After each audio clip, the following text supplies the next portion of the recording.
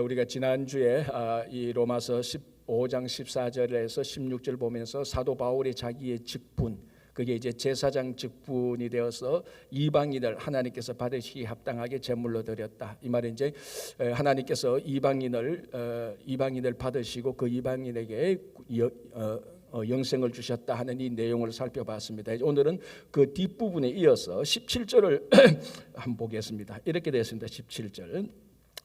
그러므로 내가 그리스도 예수 안에서 하나님의 일에 대하여 자랑하는 것이 있거니와. 자, 이 사도 바울이 뭘 말하는가 하면은 자기가 자랑하는 게 있다 그랬습니다. 우리가 얼핏 보기에는 바울이 자기 자랑을 한다? 좀 이상하게 느껴지지 않습니까? 그죠? 근데 우리가 바울의 편지 로마서로부터 우리가 빌레몬서까지 쭉 보면은 바울이 자랑에 대한 바울 자기 자신이 아니고 사도 바울이 자랑에 관한 내용을 굉장히 많은 부분에서 언급했습니다. 그 언급한 부분을 쭉 살펴보면 두 가지 내용으로 딱 잡히는 거예요. 첫째는요, 이게 자기 자랑에서 얘기하고 있습니다. 자기 자랑인데요. 예를 들자면 사람 사랑 자기 자랑인데 예를 들자면 고린도전서 1장 29절입니다. 이는 아무 육체도 하나님 앞에서 자랑하지 못하게 하려 하심이라. 그러니까 바울은 사람이 자기 자랑하는 것이 좋지 않다 이 말이죠. 그리고 에베소서 2장 9절 이렇게 말합니다. 행위에서 난 것이 아니니 이는 누구든지 자랑하지 못하게 하려 함이라. 그러니까 자기 구원받는 것이 우리의 행위가 아니니까 사람이 누구든지 구원 가지고 자기 자랑 못하게 한다. 이런 내용이 하나의 주를 이루고요. 이제 그 다음 요거 반대되는 내용은요, 이 주님을 자랑하는, 하나님을 자랑하는 그런 내용들입니다. 예를 들자면 갈라디아서 6장 14절. 그러나 내게는 우리 주 예수 그리스도의 십자가 외에는 결코 자랑할 것이 없으니. 근데 그리스도의 십자가 외에서는 자랑할 게 없다. 이게 전부 다 하나님 자랑이죠. 그 다음에 또 하나 더 보면 고린도후서 10장 17절에요. 자랑하는 자는 주 안에서 자랑할지니라. 이 외에도 자랑에 관한 내용들이 굉장히 많은데 대표적으로 이 네 구절을 보면요, 바울이 자랑에 대하여서 크게 사람이 자기 자랑을 하는데 그거 좋지 못하다 이 말입니다. 그리고 다른 데는 자랑은 하나님 자랑, 주님 자랑을 해라 이겁니다. 이제 종합해서 보면요, 하나님을 자랑하지 못하는 이유가 또는 하나님의 일에 대해서 자랑하지 못하는 이유가 무엇인가 하면요, 결국 자기 자랑 때문에 하나님 자랑을 못한다는 겁니다. 사실은 이렇게 제가 정리 안 해도 우리가 신앙생활을 오래 해왔기 때문에 일반적으로 생각해도 그렇습니다. 여러분 주변에 한번 보십시오. 자기 자랑 실컷 하는 사람 치고 하나님 자랑 하는 사람 별로 없습니다. 그죠? 그런데 진심으로 자기 안에 일어났던 모든 일들이 이게 정말로 하나님의 은혜구나라고 생각하는 사람은 의도적이든 의도적이지 않든 자기 자랑이 없어지는 겁니다. 그래서 우리 성경을 보면은 하나님 앞에서 자기를 내세우고 자기를 자랑하는 것을 하나님께서 굉장히 싫어하십니다. 자, 예를 들어서 한번 보십시오. 우리가 성경을 보면 누룩이 많이 나옵니다. 거의 대부분 누룩은 부정적인 이야기로 나오는 겁니다. 자, 이스라엘의 가장 큰 절기 가운데 하나가 뭐냐면 유월절입니다. 이 유월절은 무교절하고 같이 이어지는 것 아닙니까? 이 무교절은 뭐 하는 날입니까? 무교병을 안 먹는 날입니다. 무교병이 뭡니까? 누룩이 들어가 있지 않는 것을 먹는 것입니다. 자, 누룩이 여러분 다 알지 않습니까? 누룩은 반려되면서 이게 부풀어지는 것 아닙니까? 그래서 성경에서 이 반려되면서 부풀어지는 것을 교만이라고 본 것이고 자기 과시라고 본 것입니다. 그래서 누룩을 조심하라. 그래서 성도들이 누룩을 먹는 것을 성경에서는 굉장히 금하고 있습니다. 그래서 유월절 또는 무교절 때는 절대로 그 누룩을 먹어서는 안 되고요. 여러분 그 이스라엘 백성들 5대 제사 가운데 번제가 있고 그다음에 소제가 있지 않습니까? 소제가 무슨 제사죠? 곡식을 가지고 와서 태워서 향기를 하나님께 올려드리는 겁니다. 그런데 이 소제는 어떤가 하면 곡식을 가져오면 곡식 다를 태우지 않습니다. 번제는 다를 태우지만 곡식은 가져오면 일부만 태워서 향기로 하나님한테 올리고요. 그리고 남는 곡식들은 아론과 그 제사장들이 먹도록 하는 겁니다. 자, 그런데 그 소제 제사 규정에 보면은 이 소제의 기념물을 드리고 난 다음에 남는 곡식들을 아론과 그 자식들이 먹을 때 반드시 규정이 있습니다. 그 규정이 뭔가 하면요, 누룩과 함께 먹어서는 안 된다라는 겁니다. 그러니까 그것을 하는데 그 곡식 가지고 요리를 하는데 절대로 누룩을 넣어서 발효시켜서 그 음식을 요리해서 먹어서는 안 된다는 겁니다. 왜? 이 누룩이라는 것은 하나님 앞에서 자기 과시, 자기 자랑하는 것은 하나님께서 받으시지 않기 때문에.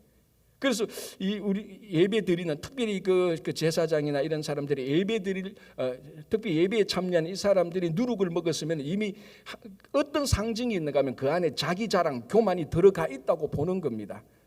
이거는 하나님께서 받으시는 사람이 아니고 받으시는 일이 아니고 받으시는 예배가 아니라는 거죠. 혹시 오늘 우리들이 예배 드리면서 여기서 자기 과시나 교만이라 가득 차 있고 그걸로 인하여서 하나님께 예배를 드린다면은 그런 예배는 받지 않는다는 말하고 똑같은 것입니다. 그래서 우리가 신앙생활할 때 교만, 특별히 교만인 게 자기 자랑이 극대화된 것 아닙니까? 자기 자랑이 가득 찬 사람은 하나님의 자랑을 하지 못하고 하나님 자랑을 하지 못하는 사람은 당연히 영광도 돌리지 못하고 하나님께 감사도 하지 않고 그런 사람은 세상에서는 아무리 잘 나간다 할지라도 하나님께서 보실 때는 자기 자신을 망친 사람이라고 보는 겁니다.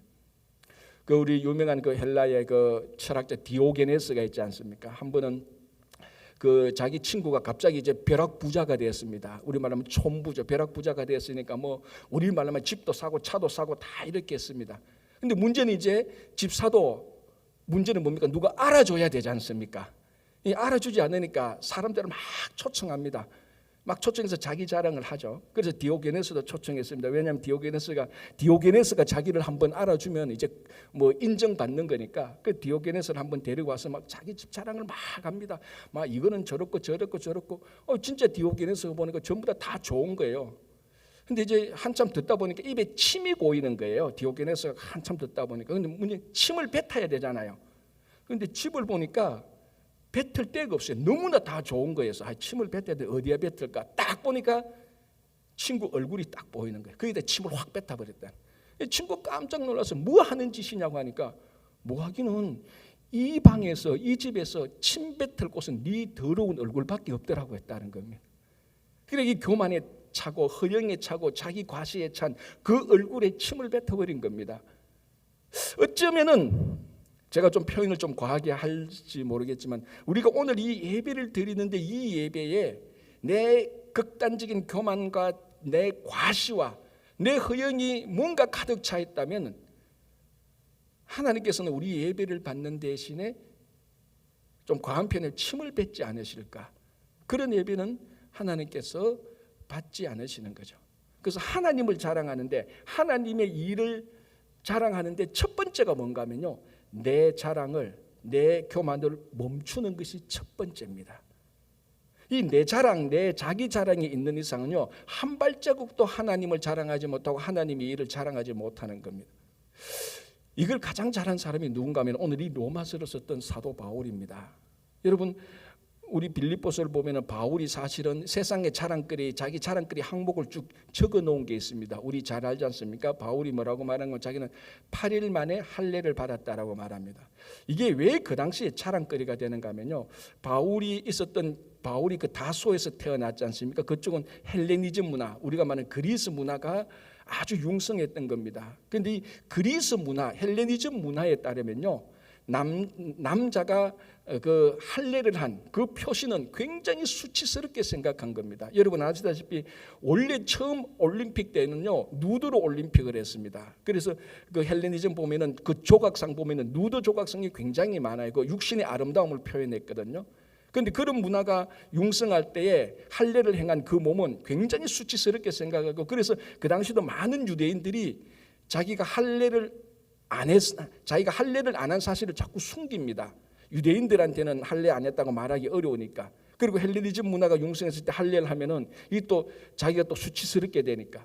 자, 이런 분위기 때 사도 바울은 태어난 지 8일 만에 할례를 했다는 겁니다. 이 굉장히 유대인으로서는 프라우드한 거죠. 굉장히 유대인으로서는 자랑스러운 겁니다. 내만한 이런 유대인이 어딨냐 이런 말이에요. 우리말로 하면은 나는 진짜 우리말로 하면 진짜 예수 믿는 사람이다. 이런 신앙의 자랑거리하고 같은 겁니다. 자, 그리고 또 바울에 대해서 우리 잘 알지 않습니까? 바울이 뭐라고 말하면 자기는 베냐민 지파라고 말하지 않습니까? 베냐민 지파는 왕족이지 않습니까?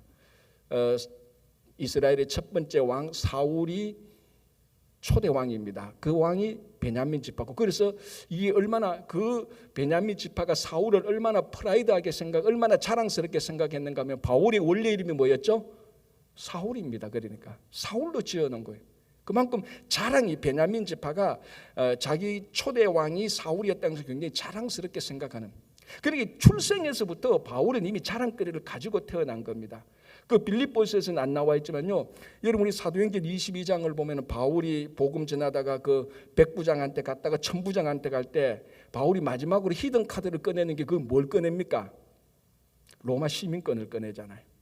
야, 너희들 나를 이렇게 마음대로 재판할 수 있냐?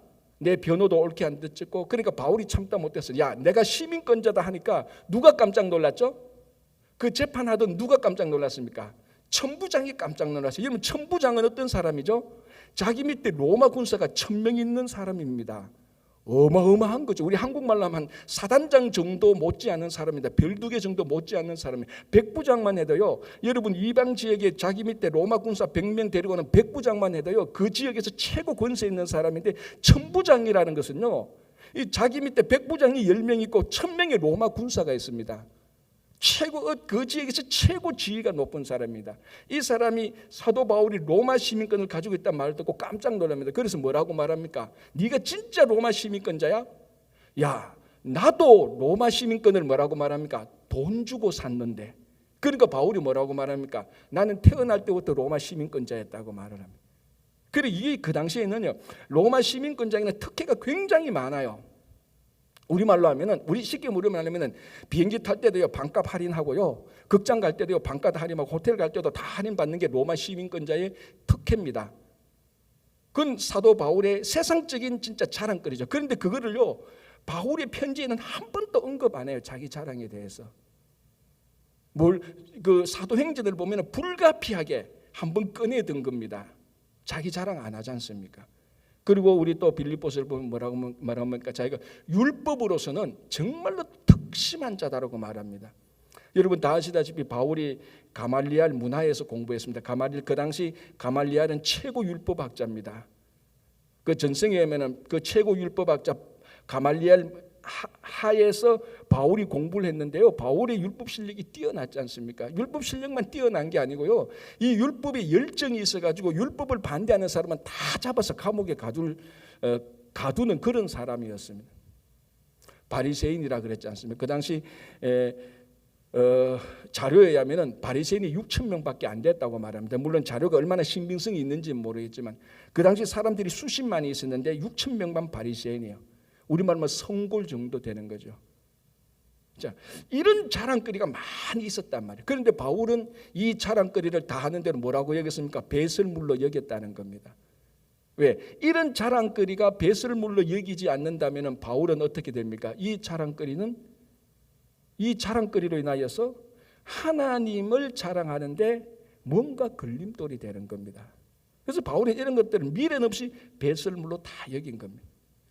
우리가 예수를 믿는다고 하면서 가끔 어떨 때는 바울이 배설물로 여긴 거 그거 받아가지고 우리가 자랑한다면은 우리는 결코 하나님의 일을 자랑할 수가 없습니다. 하나님의 일을 자랑하지 못한다는 것은 하나님께 감사와 찬양과 영광이 없다는 겁니다. 노래를 불러도 하나님께 찬양이 안 되는 거예요. 하나님을 자랑하는 게 없으니까. 여전히 그 속에는 자기 기쁨과 자기 감정, 자기 좋아하는 것이 있고 자기 자랑만 있으니까. 그건 자기 노래지 하나님께 영광 돌리는 게 아니지 않습니까? 제가 전에도 한번 말씀드렸는데 심리학자에 의하면요, 사람이요, 현대인이 자기 과시욕이 일어나는 곳이 3장소가 있다고 그랬습니다. 첫 번째가 뭔가 하면 고급 호텔 로비. 거기 딱 들어가면, 그러니까 가장 좋은 고급 호텔 로비 들어가면 뭔가 모르게 사람들이 어깨에 힘이 딱 들어가요. 나도 이런 데 올 수 있는 사람이다. 그 정도 이제 과시욕이 생긴대요. 두 번째는 뭔가 하면요, 새로운 신차가 나왔는 자동차 영업소, 거기 들어가서 최고급 차를 자꾸 물어보는 거예요. 이거 뭐 사양은 어떻고 견적은 어떻고 돈은 어떻고. 사지도 못할 형편인데 나 이 정도 살 수 있는 사람인데 오늘은 그냥 뭐 안 사고 다른 거 살래. 그런 심리가 있다는 겁니다. 세 번째 장소가 어디라고요?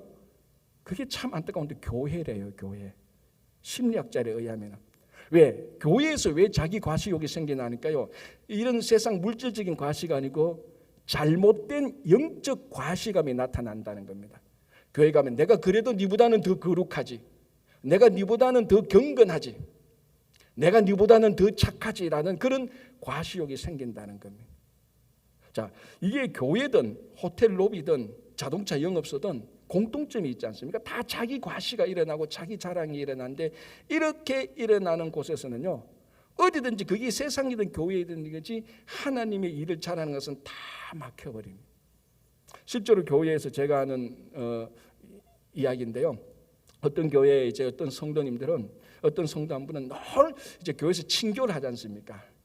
이 사람은 친교를 하면 늘 자기 재산을 자랑하는 거예요. 뭐 물려받은 재산도 굉장히 많고, 미국 초기에 이민 와가지고 열심히 수고해서 받은 자기가 벌어들인 재산이 되게 많아요. 뭐 그게 나쁜 거 아니지 않습니까?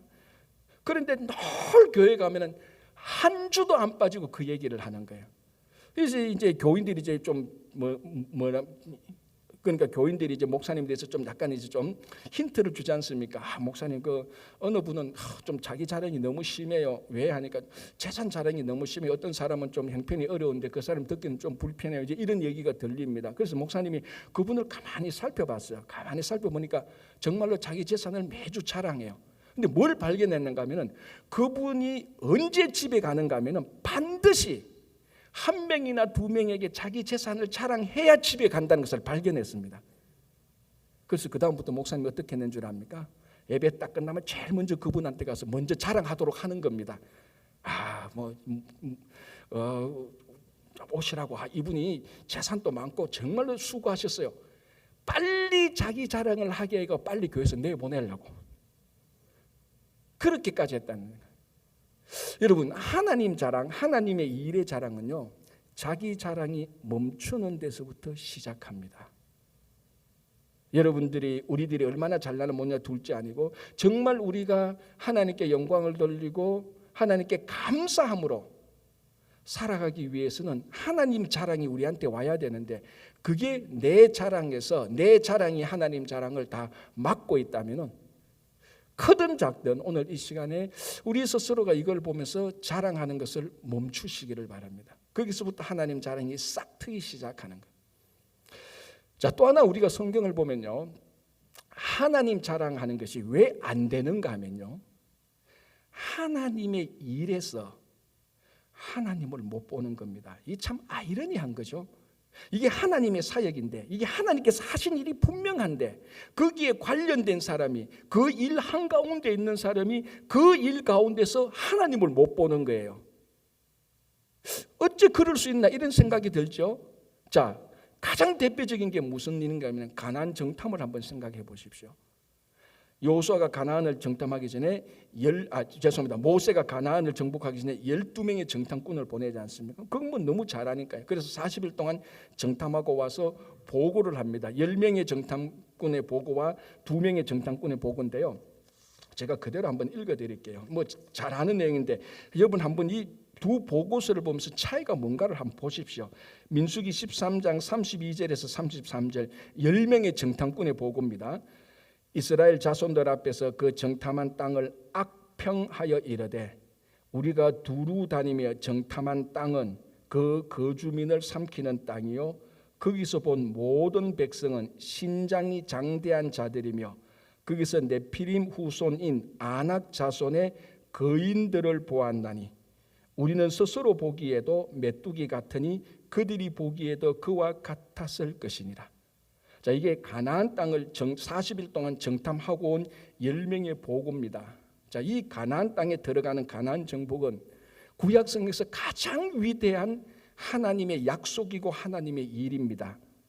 이 하나님의 일에 관련된 10명이 들어가서 정탐을 40일 동안 뭘 봤습니까? 땅을 봤죠.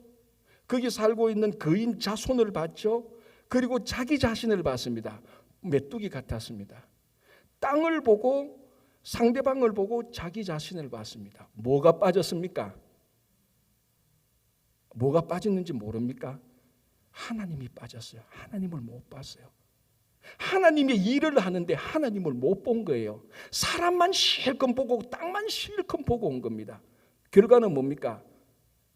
악평하는 겁니다. 그 땅이 누구 땅입니까? 하나님이 약속한 땅 아닙니까? 하나님이 하신 땅 아닙니까? 그 하나님의 일을 하는데도 하나님을 못 보는 거예요. 결과는 악평입니다. 자, 그 다음에 여호수아와 갈렙의 보고를 볼 거예요. 민수기 14장 7절에서 9절입니다. 이스라엘 자손의 온 회중에게 말하여 이르되 우리가 두루 다니며 정탐한 땅은 심히 아름다운 땅이라 여호와께서 우리를 기뻐하시면 우리를 그 땅으로 인도하여 들이시고 그 땅을 우리에게 주시리라. 이는 과연 젖과 꿀이 흐르는 땅이니라. 다만 여호와를 거역하지는 말라. 또 그 땅 백성을 두려워하지 말라. 그들은 우리의 먹이라. 그들의 보호자는 그들에게서 떠났고 여호와는 우리와 함께 하시느니라. 그들을 두려워하지 말라. 차이가 확연하지 않습니까? 이 여호수아와 갈렙도 거기 가서 땅을 다 봤어요. 그 사람들 다 봤어요. 그 사람들 보고 자기들도 봤어요. 그리고 뭘 봤습니까? 여호와를 봤지 않습니까? 하나님의 일을 하는데 하나님을 본 거예요. 그러니까 저 거대한 네피림 자손들, 아낙 자손 같은 거인들이 두렵지 않은 것입니다. 하나님의 일을 하는데 하나님을 본 사람하고 하나님의 일을 하는데 하나님만 빼고 다른 것을 본 사람하고 이렇게 차이가 나는 겁니다. 왜 우리가 하나님의 일을 자랑하지 못할까요? 하나님을 안 보니까 그렇습니다. 늘 하나님의 일을 하는 사람만 보는 거예요. 여러분, 사람이 아무리 위대한 일을 해도 사람은 실수하고 허점이 나타나고 연약하고 잘못한 게 있어요. 그래서 그 하나님의 일을 하다가 사람만 보니까 늘 그 모든 사역이 악평입니다. 악평. 근데 똑같은 일인데 들어가서 실수하고 넘어지고 깨어지도 하나님을 보니까 악평이 없고 뭐라고 말합니까? 아름다운 땅이라라고 말을 하고 있습니다. 왜 우리가 하나님의 일을 해도 기쁨이 없고 자랑이 없고 감사가 없고 영광이 없고 일을 마치면 너무 기쁘는 감동이 왜 없습니까? 결과는 하나예요. 그 일을 통한 하나님을 못 보는 겁니다. 일이 아무리 커도 아무리 적어도 하나님을 못 보면요, 하나님 자랑할 수가 없습니다. 하나님을 안 보면요, 자기 자랑하거나 악평하는 수밖에 없습니다. 제가 전번에 안식 올 때 한국 가서 한 성도님을 만났는데 이 사람이 또 불평이 많은 거예요. 뭐 저하고 그는 친한 사이는 아닌데 자기 교회를 옮기고 싶대요. 한국 교회도 좀 그렇더라고 요즘요. 난 이민교회만 그런 줄 아는데 왜요 하니까 뭐 자기 교회는 이제 구역이 아니고 셀이라 그래요. 셀팀도 셀원도 불친절하고 목사님도 자기 인사에도 잘 안 받는 것 같고 그리고 교회 비전도 없고 뭐 흔히 하는 그런 불평이에요. 그래서 교회를 옮길까 뭐 이런 고민을 하더라고요. 그래서 저는 생각했습니다. 이게 이민교회만 그런 게 아니구나. 한국교회도 요즘 그렇구나. 그런데 제가 제가 하나 마음속에 드는 게 그 교회 목사님을 제가 좀 압니다. 제가 좀 아는데 그 교회 목사님 진짜 신실하신 분이거든요. 제가 참 좋아하고 제가 아는 한 목회를 굉장히 잘하시는 분이에요. 바르게. 그런데 그렇게 목회를 잘하시는 그 교회에 이런 성도님들이 불만을 한다? 제가 좀 납득이 안 돼요. 그래서 거기 홈페이지를 들어가 봤습니다. 진짜 내가 아는 목사님이 목회를 제대로 하나 불만인가 이 홈페이지를 보는데 깜짝 놀랐어요. 너무너무 사역을 잘하고 있는 거예요. 물론 홈페이지가 거짓말이라면 제가 할 말이 없어요. 홈페이지 여러분들도 교회 홈페이지 보면 대략 감 잡히잖아요. 또 목회자가 다른 교회 홈페이지 딱 보면요, 딱 80%는 감 잡아요. 이 교회가 지금 제대로 워킹하고 있나, 좀 침체되가 있나, 그리고 교회가 무슨 사역을 하는가 쭉 보면요, 교회가 제대로 일을 하고 있구나. 홈페이지 보면 80%는 다 판단 납니다. 제가 보니까 역시 내가 생각했던 그 목사님이 그 목사님대로 사역을 하고 있어요. 조직이 아주 잘 갖춰져 있고 교회는 크진 않습니다. 중소교회, 대형, 중형, 소형에서 중형 가운데 소형 자체 건물도 교인들이 뭐 수천 명도 아니고 한 300명 정도 약간 이제 뭐 이렇게 넘을는데요. 보니까 너무너무 이렇게 목회를 잘하고 역시 내가 생각했던 그 목사님 그렇게 목회를 하는 거예요.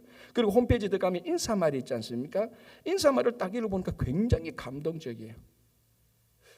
그래서 제가 무슨 생각이 드는가 하면 이런 교회에서 그런 불평을 한다면 이 성도님은 어느 교회 가도 똑같다는 생각이 들었습니다. 그래서 제가 왜 그러면 그런 분들은 그런 불평을 할까? 하나입니다. 그 교회에서 사역에 인발브 되어서 하나님을 못 보는 겁니다. 사람을 보는 거죠. 상황을 보고 일만 보는 겁니다. 하나님을 볼 줄 알아야 되지 않습니까? 그러면 그 하나님의 모든 일은 다 자랑스럽습니다. 아무리 그 일이 작다 할지라도 그 일 가운데서 하나님을 본다면 그 일이 자랑스러운 거예요. 아무리 큰 일이라 할지라도 하나님을 못 본다면요, 여러분 인간이 하는 아무리 큰 일이라도 허점이 다 있지 않습니까? 그것 때문에 악평을 하는 겁니다.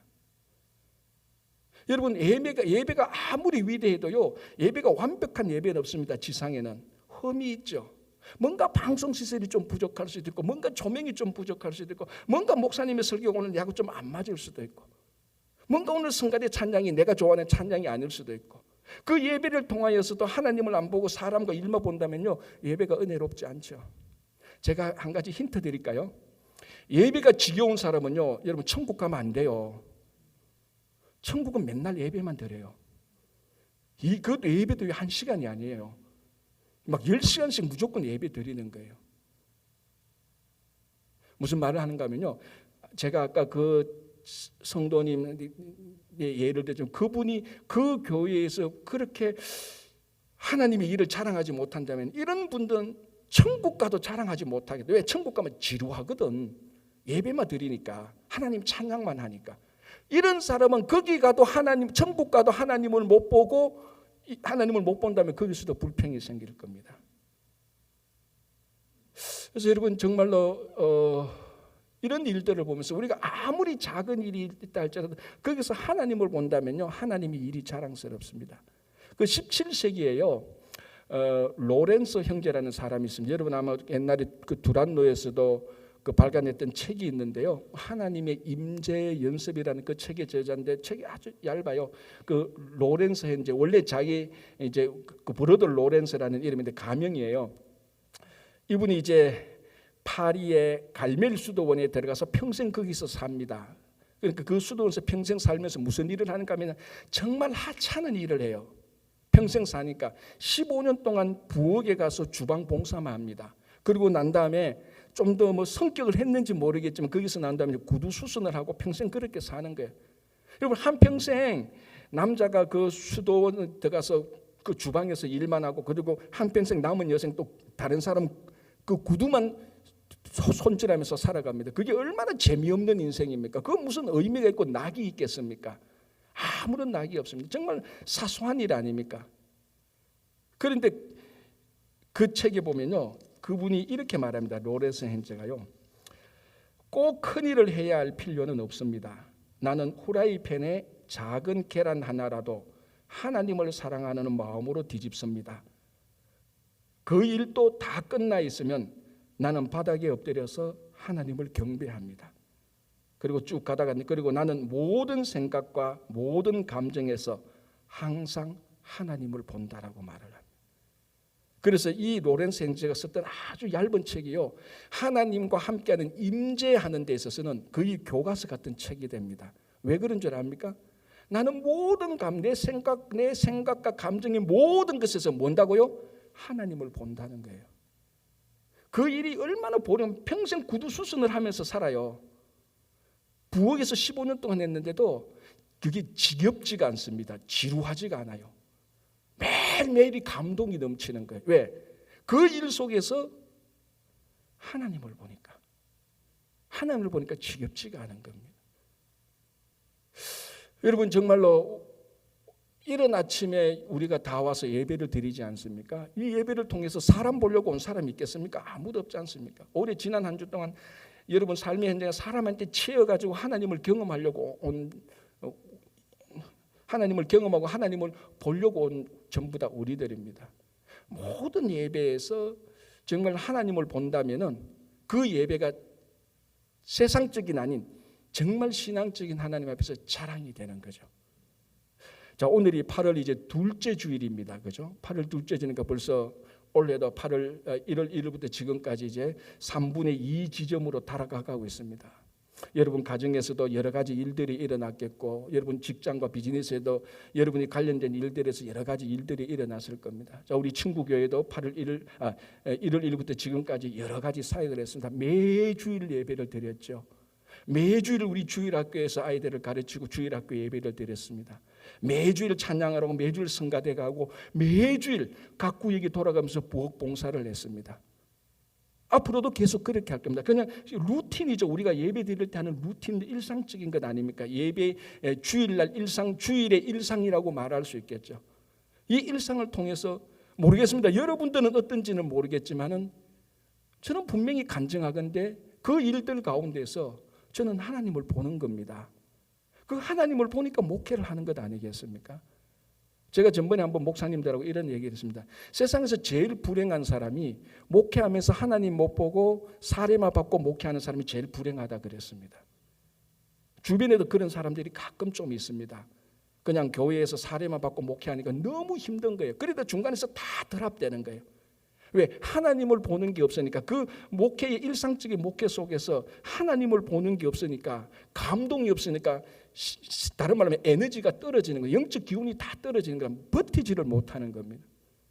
여러분들은 1월 첫째부터 지금까지 우리 교회의 일상적인 예배와 교육과 찬양과 부엌 봉사며 여러 가지 봉사를 통해서 하나님을 보지 못하고 지금까지 왔다면요, 제가 목회자로서 굉장히 안타까운 마음이 있어요.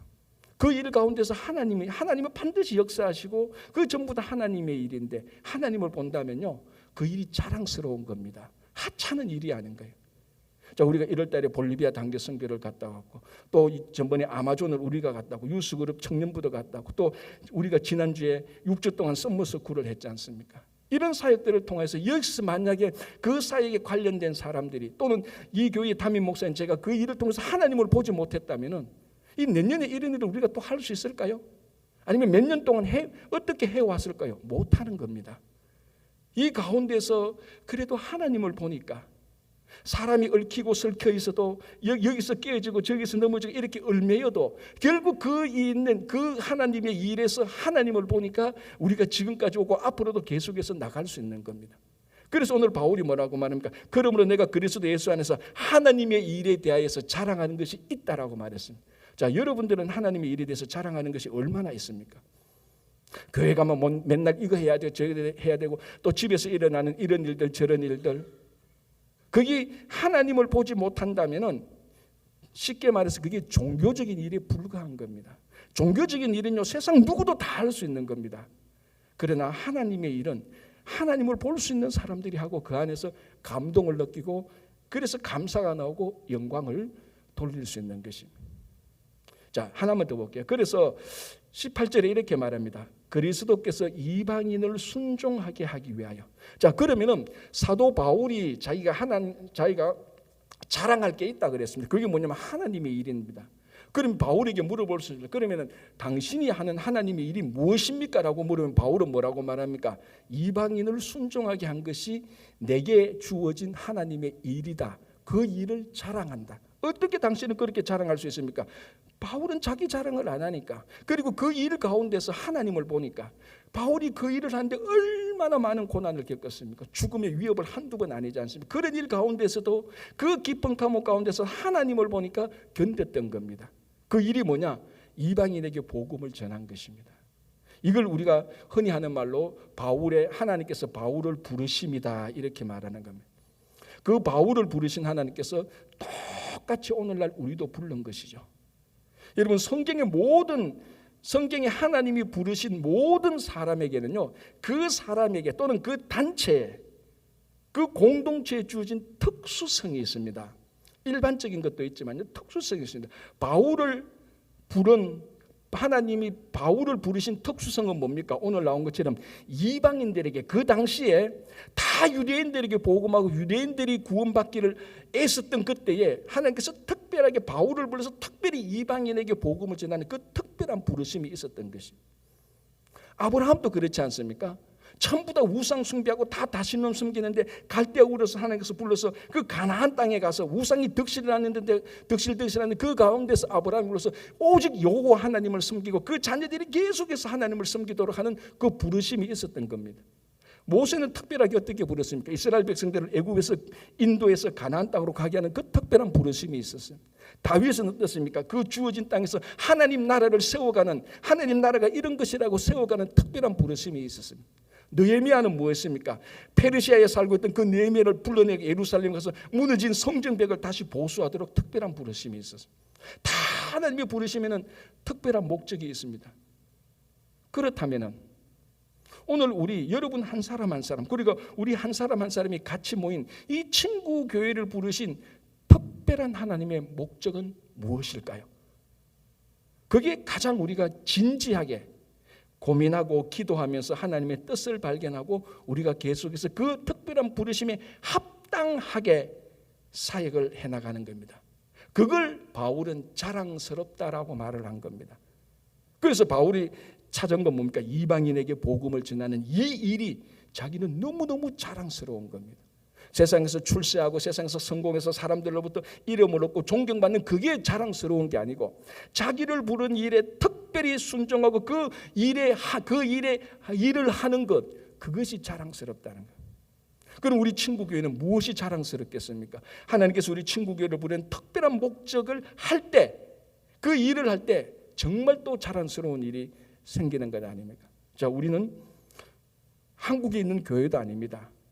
미국에 있는 미국 교회도 아닙니다. 미국에 있는 한국 교회도 아니에요. 정확히 말하면은 미국에 있는 한국 교회지라고 말할 수 있겠지만 제가 정확히 구분하면 우리는 미국에 있는 한국 교회이기도 하지만은 우리는 이민자들로 구성된 이민 교회입니다.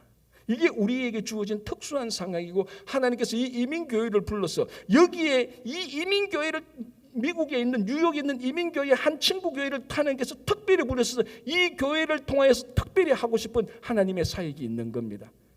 이 사역 안에서 우리가 주일학교 애들을 양육하고 이 사역 안에서 선교를 하고 이 사역 안에서 예배를 드리고 이 사역 안에서 친교를 하는 겁니다. 그래서 겉으로 보면 다 똑같이 예배 드리고 다 교육하고 다 선교하는 거지만은 그 속을 들여다보면은 하나님께서 이 뉴욕 퀸즈에 세운 친구교회의 특별한 목적에 합당한 사역을 하는 겁니다. 그래서 우리는 이 중남미 쪽에 북미 쪽에 선교를 하는 것이고 그래서 우리는 다음 세대를 키우기 위해서 계속해서 교육을 하는 것이고 그래서 이곳에 지역이 있기 때문에 이 지역을 어쨌거나 조금이라도 섬기고자 해서 선머스쿨을 하는 것이고 아기학교를 하는 겁니다. 그게 우리들에게 주어진 특별한 부르심이고 이 부르심에 조금이나마 순종하고 이 일을 우리가 자랑하고자 하는 겁니다. 세상 자랑이 아니고. 그래서 우리들이 오늘 여러분 이 내용은요. 오늘 사도 바울이 이 내용은 로마서의 바울의 사실은 메시지의 마지막 부분이에요. 제일 마지막 부분입니다. 제일 마지막 부분이 어떻게 끝나는 줄 아십니까? 바로 이 부분입니다. 바울이 부르심의 목적에 순종하는 것. 이방인에 대한 사도로 순종하는 것. 여러분 우리가 함께 하나님께서 부르신 이 친구 교회를 하면서 이 부르심의 목적에 순종하고 이것이 하나님의 일이 되고 이것을 자랑스럽게 생각하고 이 자랑이 우리 안에 들을 때 감동이 있고 기쁨이 있고 그것으로 우리가 이 세상을 넉넉히 이기며 살아가시는 우리 모두가 되기를 바랍니다. 기도하겠습니다. 하나님 아버지 감사합니다.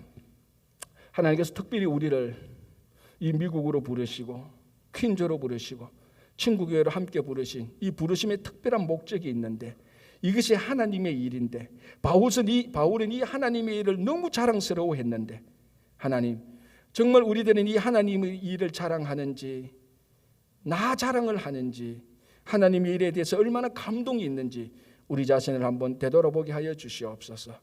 주님 앞으로 남은 여생 하나님의 일을 하며 하나님을 자랑하며 그 가운데 있는 하나님께서 주시는 그 기쁨과 감동으로 살아가게 하여 주시옵소서.